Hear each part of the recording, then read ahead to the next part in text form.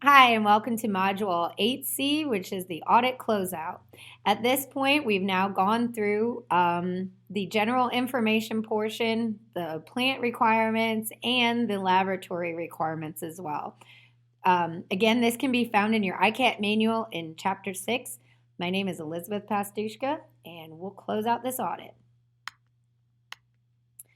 Section 9 is about the comparison testing. At the beginning of the presentation in Module 9A or 8A, we talked about the requirements for an independent assurance proficiency testing.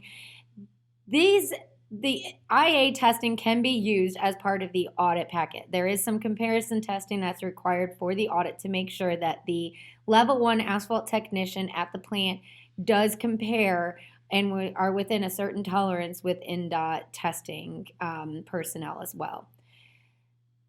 The IA comparison testing is done every 2 years and can be used as part of each year's audit.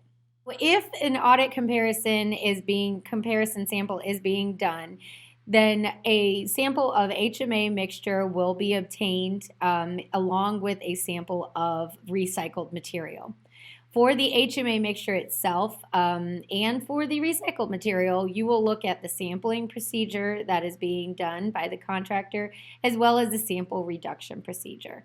Both NDOT and the contractor will perform gradation and binder contents of the asphalt mixture itself and a binder content for the recycled materials. As we had talked about earlier, and if there's certain documentation needs.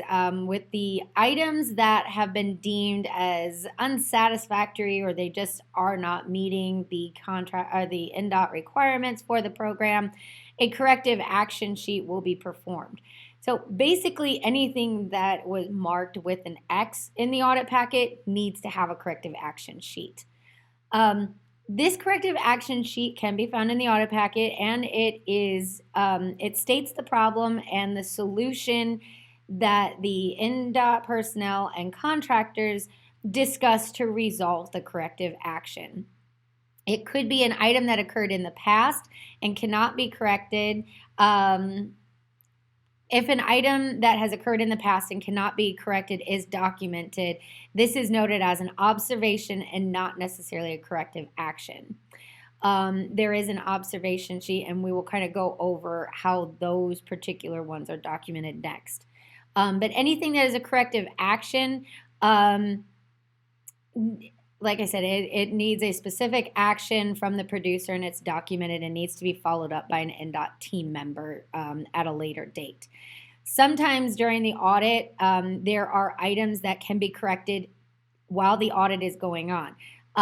This still needs to be documented as a corrective action, but on that corrective action sheet, it is marked as resolved at the time of audit. A deadline for the corrective action is 2 weeks maximum. Anything that goes beyond the 2 weeks needs to be addressed by the district testing engineer.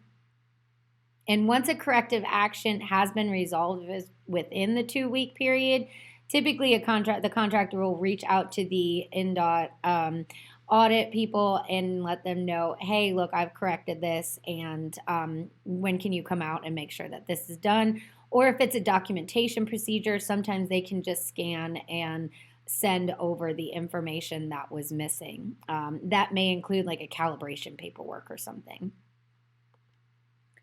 In the appendix portion of the audit packet, this is where you'll document the testing results outside of the control limits. These testing results are the air voids, the binder content of the mix, VMA, dust effective binder ratio, and the volume of effective binder. If there are one of these limits, it can't be corrected at the time of audit because it occurred in the past and there's nothing that can be done about it now. So you will know what property is outside of those limits and the date that was outside of those limits. During the audit closeout, a meeting with the producer is held.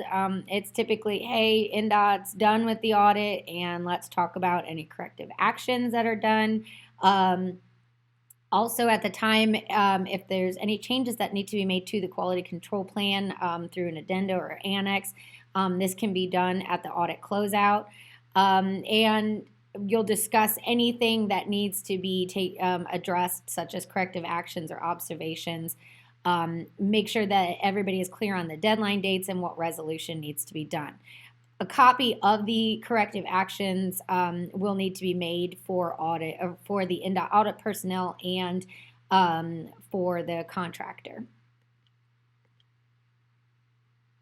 So again, INDOT is to follow up with any corrective actions with that producer, and INDOT will review and address all of the corrective actions. Any comparison test results that are done as part of the audit needs to be also addressed and documented with the contractor. Quality control plans that were submitted during the audit, and they need to verify that each page of the audit packet an item in the audit packet is marked with something, whether it is a check mark, an X marks, an NA. Something needs to show that that item was reviewed as part of that audit. If everything looks good, the audit closeout page is signed and dated by the INDOT district testing engineer. All documentation from the audit packet, QCP, corrective actions, anything like that should be sent to INDOT, the District of Materials and Tests, and the producer. As a review, the INDOT responsibilities prior to the audit: familiarize yourself with the quality control plan. This gives you an overview of what the contractor is doing and their plant and facility. Obtain any documentation that may be helpful during the audits. DMFs, or a number of DMFs in the ICAT program, any approved list that may be helpful during the audit, ITMs or test method. I would recommend that you have a copy of ITM 583 in case there's any discrepancies during the audit. It's easy to pull that out and kind of discuss it with the contractor. And if there's any IA paperwork that's available. As contractors, our responsibility prior to the audit, it's a daily thing that we have to do. Maintain our diary and our daily test results. Make sure we're documenting anything that's outside of the tolerances. Review our quality control plan. This should be done routinely, but especially, making sure that INDOT has a copy of the current audit packet prior to the quality control plan prior to them doing the audit. Making sure personnel is correct, or if there were any plant changes.